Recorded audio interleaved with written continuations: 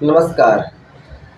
आज हम समुद्री पवन तथा स्थलीय पवन के बारे में जानने का प्रयास करेंगे। समुद्री पवन किसे कहते हैं? वे हवाएं जो समुद्र से स्थल की तरफ बढ़ती हैं, चलती हैं, तो उसे हम समुद्री पवन कहते हैं। और वे हवाएं जो स्थल से समुद्र की तरफ जाते हैं, उन्हें हम स्थलीय पवन कहते हैं। तो नाम से ही क्लियर है।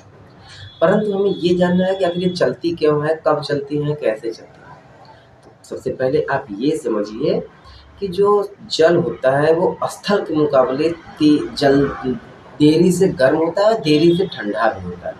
पहले ये बात नोट कर लीजिए कि जो जल होता है वो स्थल के मुकाबले देरी से गर्म होता है, देरी से ठंडा होता है। तो जो अब आइए समझते हैं कि जब सुबह के समय सूर्य निकलता है तो वो जल को धीरे धीरे गर्म करता है, और उसी के तुलना में देखा जाए जो स्थल होता है वो फटाक से गर्म हो जाता है। तो जब वो गर्म हो जाता है तो स्थल की हवाएं ऊपर हो जाती हैं तथा नीचे एक वैक्यूम जैसा कुछ क्रिएट कर देती है, मतलब खाली जगह क्रिएट करती है। तो इस स्थिति में जो समुद्र की हवा जो अभी जो जब समुद्र है, समुद्र की हवा जो कि जल गर्म नहीं है, कम गर्म है, तो वो हवा तुरंत स्थल की ओर चलने लगती है। तो ये हो गया समुद्री पवन या सी ब्रीज। इसके अपोजिट में देखते हैं, जब रात हो जाती है तो दिन भर में समुद्र की हवा, तो समुद्र जो का जल जो है वो तो गर्म हो चुका है, और इसलिए समुद्र थोड़ा गर्म रहता है, और स्थल जैसे ही रात होती है वो तुरंत ठंडा हो जाता है, उसका टेम्परेचर डाउन हो जाता है।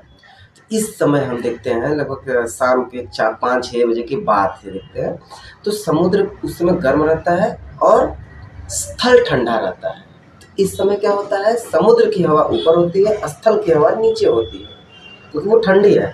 तो जब समुद्र की हवा जब गर्म होती है तो वो ऊपर उठने पर अपने तल पर थोड़ा सा वो वैक्यूम क्रिएट करती है, वहाँ पर स्थान खाली हो जाता है। तो जब वहाँ पे स्थान खाली होता है तो उस समय स्थल की हवा बहुत तेजी से उधर बढ़ती है समुद्र की खाली जगह को भरने के लिए, तो उसे हम बोलते हैं स्थलीय ब्रिज।